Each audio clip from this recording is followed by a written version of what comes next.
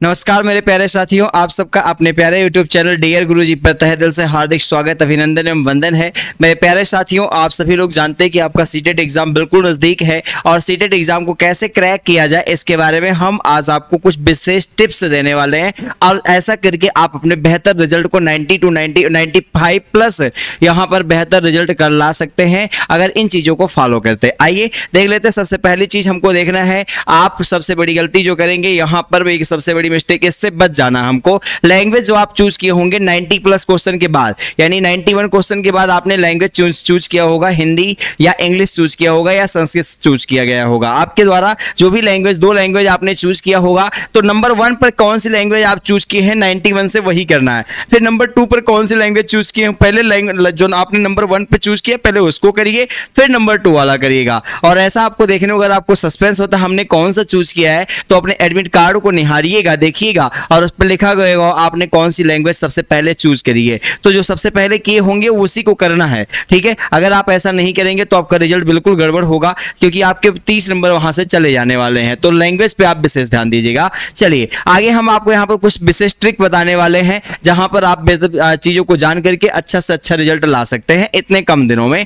देखिएगा, सबसे पहले आपको प्रायोरिटी देनी है स्टूडेंट, बच्चे पर। बच्चा सर्वप्रथम, बाद में अध्यापक कहा जाता है ना। अगर आपने बच्चा बचा लिया तो जान लीजिए अपना एग्जाम बचा लिया। तो यानी कि बच्चे सबसे ज्यादा प्राथमिकता बच्चे को देनी है। अगर कहीं पर अगर आपके प्रश्न में नकारात्मक प्रश्न पूछे गए हैं, नहीं शब्द का आंसर क्वेश्चन दिया गया है तो आंसर भी आपको नहीं में ही देना है, कभी सकारात्मक वो नहीं हो सकता है, ठीक है। आपका अगर सकारात्मक प्रश्न पूछा गया है तो सकारात्मक आंसर हमेशा आपको देना है, कभी नेगेटिव आंसर नहीं देना है। इन सब चीजों को देख ले। और अगर मैं पॉजिटिविटी और नेगेटिविटी की बात कर ले, जो आपके पेपर में लैंग्वेज जो यूज किए जाते हैं उनकी अगर मैं बात कर लूं तो कुछ यहाँ पर पॉजिटिव वर्ड मैंने आपको बताने वाला हूं मैं आपको। जैसे यहाँ पर क्या है, अवसर देना। और ऐसे इस टॉपिक से और जो ये पॉजिटिव वर्ड्स आपको बताने वाले हैं, यहाँ से लगभग 20 प्लस क्वेश्चन आपको मिल जाते हैं। बच्चे को हमेशा सीखने के लिए अवसर देना बहुत जरूरी है। अगर कहीं पर प्रोत्साहन देने की बात आती है, बच्चे को प्रोत्साहित करिए। ये पॉजिटिव वर्ड अगर ऐसा ऑप्शन में मिल जाता है तो उनको आपको टिक करना ही करना है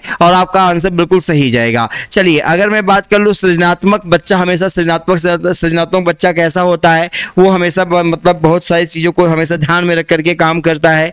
ऐसे चर्चा कहीं पर कोई चीज विषय की हो रही तो उस चर्चा में बच्चे को शामिल करना सबसे ज्यादा जरूरी है। सीखने के लिए करके सीखना, फिर उसके बाद बच्चे को हमेशा कोई काम सीखने देना, फिर उसके बाद प्रेरित करना, ये सब बहुत जरूरी है। कुछ पॉजिटिव वर्ड्स हैं जो बहुत जरूरी होंगे। चलिए, तो अवसर देना, प्रोत्साहन देना, सृजनात्मक चर्चा में शामिल, करके सीखना, सीखने देना, प्रेरित करना, ये सब आपके पॉजिटिव वर्ड हैं। ऐसा अगर आपको मिलता है तो आप उसको ऑप्शन में जरूर टिक करिए। कारण का पता लगाना, जी हाँ, कारण का कोई भी समस्या तो उस कारण का पता लगाइए, एकाएक एक्शन पे रिएक्शन ना करिए। गतिविधि पूर्ण तरीके से सीखना, अर्थपूर्ण तरीके से सीखना, यह भी बहुत जरूरी होगा। भावपूर्ण तरीके से सीखना बहुत ही जरूरी होगा। चित्र दिखा करके बच्चे को समझाना, इससे भी बच्चा बहुत ज्यादा सीख सकता है। भ्रमण करके सिखाना बच्चे को, बहुत ही ज्यादा उससे सीख मिल सकती है। यानी कि अगर ऐसे वर्ड आपके ऑप्शन में दिखते हैं तो वही वाला ऑप्शन आपको टिक करना ही करना है। चलिए, विभिन्न गतिविधियों में शामिल करना, यह भी आपका पॉजिटिव कीवर्ड है। और शिक्षा हमेशा कैसी होनी चाहिए,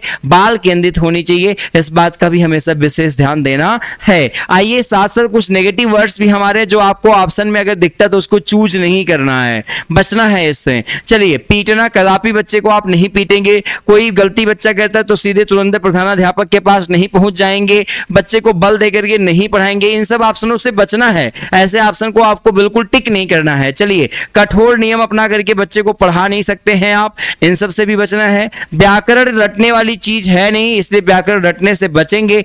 तो यहां पर भी ये भी नेगेटिव वर्ड है, इसको भी आप नहीं कभी कर सकते हैं टिक। कंठस्थ करना, ये भी आप नहीं टिक करेंगे, ऑप्शन में कभी टिक नहीं हो सकता है। व्याख्या करना, ये भी नहीं हो सकता है। चलिए आगे चलेंगे। यहां पर वर्णन करना, दंड देना, बच्चे को कभी दंड नहीं दिया जाना है। पुस्तक केंद्रित शिक्षा नहीं होनी चाहिए, बच्चे को कभी हतोत्साहित परेशान नहीं करना चाहिए, उसको निष्क्रिय नहीं करना चाहिए, बच्चे के लेवल के अनुसार उसको पढ़ाना चाहिए। ग्रेडिंग अंक को हमें कभी फॉलो, बच्चा बिल्कुल ग्रेडिंग अंक को बहुत चीजों को अच्छे से वो समझ नहीं पाता ये क्या है, तो वो भी वो एक नेगेटिव वर्ड है। और एक लैंगिक समता, ये भी एक नेगेटिव वर्ड आता है। ऐसे वर्ड अगर आपके ऑप्शन में दिखते तो उसको कभी आप सेलेक्ट नहीं करेंगे। परामर्श त्रुटियां, अगर कहीं पर कोई परामर्श देते हो त्रुटियां हो जाती, गलती हो जाती, तो ऐसी चीजों पे आप बिल्कुल केयर नहीं करेंगे, अर्थात वो भी एक नेगेटिव पॉइंट है। नंबर कम देना, ये भी एक नेगेटिव पॉइंट है। शिक्षक पुस्तक केंद्रित शिक्षा कभी नहीं हो सकती, हमेशा बाल केंद्रित होती है। तो इतने नेगेटिव पॉइंट, अगर ये ऐसे वर्ड्स आपको ऑप्शन में दिखते हैं उनको आप सेलेक्ट नहीं करेंगे, उनको आपको लीव करना है, छोड़ देना है।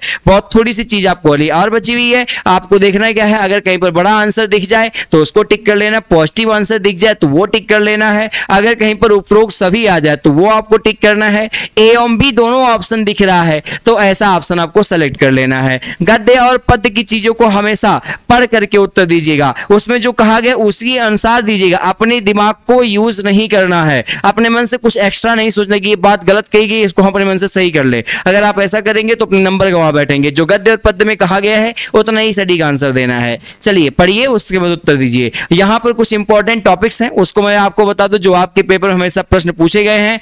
यहां से कम अगर ये जितने टॉपिक्स आपको दिख रहे हैं उनमें से कम जान लीजिए 30+ क्वेश्चन आपको मिल जाएंगे अगर आप इतना पढ़ के जाते हैं। जीन प्याजे, कोहलबर्ग, वाइगोत्स्की, एनसीएफ 2005, फिर इसके बाद मूल्यांकन, बुद्धि, आनुवंशिकता, अधिगम, पुस्तक कौन लिखे हैं, और सृजनात्मक बुद्धि जो सृजनात्मक सिद्धांत है। ये इतनी चीजों को अगर आप देख करके जाते हैं तो आई होप कि आपका रिजल्ट बहुत बेहतर होने वाला है। इतने कम समय में आप बहुत अच्छा करके आने वाले हैं और अपने सीटीईटी एग्जाम को आप बिल्कुल अच्छे से करके आने वाले, सीटेट एग्जाम को बहुत अच्छे से करके आने वाले हैं। 95+ बिल्कुल आने वाला। थैंक यू सो मच, आज के लिए बस इतना ही रहेगा। और ये चीजों को अगर आप देख करके आते हैं, जो भी चीजें आपको बताई गई हैं वो बहुत ही बेहतर रिजल्ट आपको देने वाली हैं। Thank you so much once again.